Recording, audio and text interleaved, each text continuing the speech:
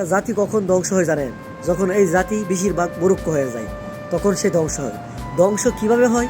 যখন আপনি তাকে যা বলবেন তাই বুঝবে, সে এক বাক্যে মেনে নিবে, কারণ সে জানে না, সে বোঝে না। যেরকম দেখেন আউল বাউল ফাউল, হ্যাঁ একটা সূরার মধ্যে বলতেছে বিসমিল্লাহির রহমানির রহিম, কুল আউযু বিরাব্বিন নাস মালিকিন নাস ইলাহিন নাস মিন শাররিল ওয়াসওয়াসিল খান্নাস আল্লাযী ইউওয়াসওয়িসু ফি সুদুরিন নাস মিনাল জিন্নাতি ওয়ান নাস। এখানে নাস শব্দটা আল্লাহ 5 বার আনছে। এই কথাটা আনছে দিকে হ্যাঁ পাবলিকলি বুঝতে চাইছে। দেখেন এখানে আল্লাহ বলছেন নাচার জন্য, আমরা কি নাচবো না? তারে যে শুনে, তারে যে দেখে, তারা কিন্তু বুঝতেছে যে হ্যাঁ ঠিকই বলছে, তা সে আল্লাহ তো বলছে নাচার জন্য, কিন্তু এখন আল্লাহ নাচার জন্য বলে নাই। নাচ শব্দ তো আল্লাহ সমগ্র পৃথিবীর মানুষ জাতিকে বলতেছে। নাচ শব্দ তো মানব জাতি। আমরা আরব দেশে থাকি, আমরা জানি, আর যারা শিক্ষিত তারা বুঝবে। তো তারা যারা শুনে দেখে তারা কিন্তু বেশিরভাগ মূর্খ।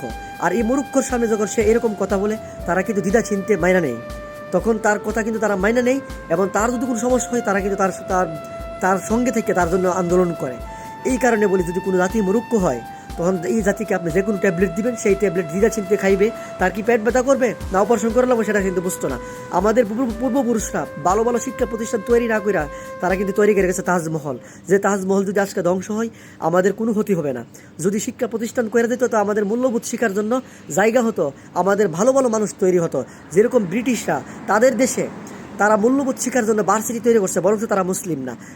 যেই কাজটা আমরা করার জন্য দরকার ছিল, আমরা মুসলিম, ভালো কাজ করার আমাদের দরকার ছিল, কিন্তু আমরা এই কাজটা করি নাই, তারা করছে। আজ তাই তারা সুখী আর আমরা অসুখী।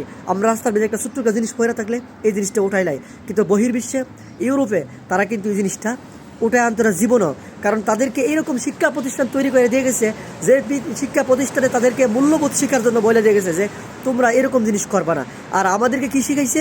আমাদেরকে বন্ড বাবা কীভাবে বন্ডামি করে, মাজার পূজারি, মানুষকে পূজা করা, এইগুলা শিখাইছে। এইগুলা শিখানোর জন্য আমাদের আজকে এই অবস্থা। আল্লাহ তাআলা মানুষের মুখ তৈরি করছে সামনে, কেন? যে সে এভাবে খাইতে পারে, সে যেন মাথা নোয়া খায় না খায় মাথা নোয়া। আর যে পশু পাখি, তাদেরকে এইভাবে খাইতে হয়, কেন? তারা মাথা নোয়া খায়। আল্লাহ সব মানুষকে শ্রেষ্ঠ জীব মানে সে কারো কাছে নত না হওয়ার জন্য। আর আমরা নত হই কেন জানেন? আমাদের মূল্যবোধ নাই। আর মূল্যবোধ কেন না জানেন? আমাদের পূর্বপুরুষরা তাজমহল তৈরি করছে, ভালো ভালো শিক্ষা প্রতিষ্ঠান তৈরি করে নাই। এই জিনিসটা আপনারা সবাই মনে রাখবেন।